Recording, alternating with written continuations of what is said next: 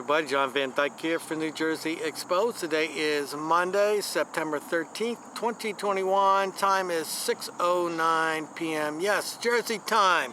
Okay, well, we got another Blue Zero Hero story. The one of many I've done and more to come.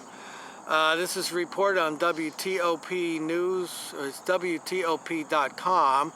And it comes out on September 9th, 2021. Reads as follows.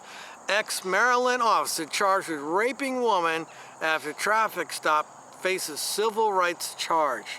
You know, these poor women, they're not saving you. You're in your car, you're driving down the road, next thing you got one of these sociopath sexual predators pulling you over. All right, here's the story right there.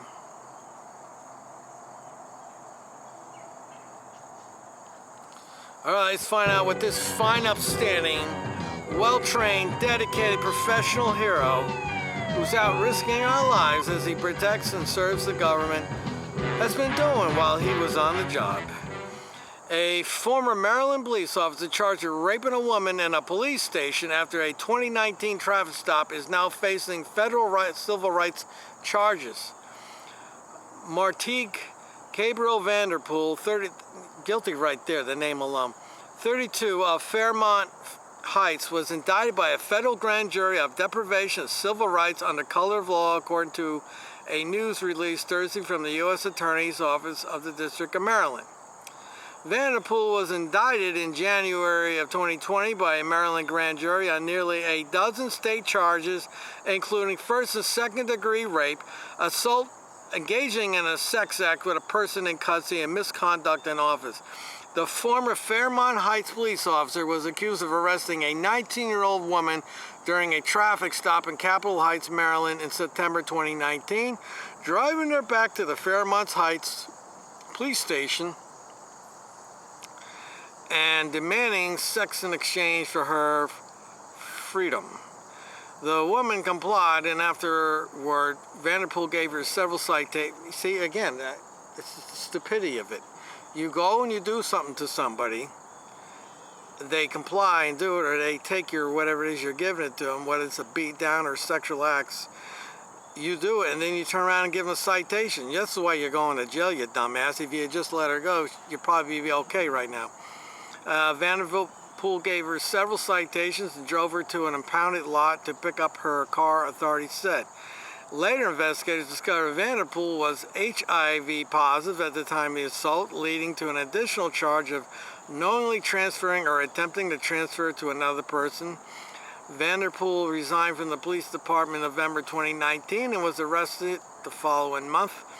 The federal civil rights indictment returned Wednesday alleges Vanderpool deprived the woman of her right to be free from unreasonable seizures by an officer of the law, which included the right to be free from unwanted sexual assault by a police officer. The civil rights violations included kidnapping, the use or threatened use of firearm, and aggravated sexual abuse of the victim, according to the indictment. Vanderpool is due in U.S. District Court in Greenbelt at a later date. A trial date on the state charges is set for February 2022. Well, looks like this idiot's not doing too well. He's got state charges going on, and he's going to have to, if he gets done with that, he's going to have to face federal charges. And no doubt the police department will get sued because he did this while he was on the job. So once again, the taxpayers are going to pay for a bad cop. And I'm sure the bootlickers out there, the blue ball bouncers, the blue ball tossers, the blue gobblers, whatever you want to call them, the sympathizers, you know, they're all heroes, right?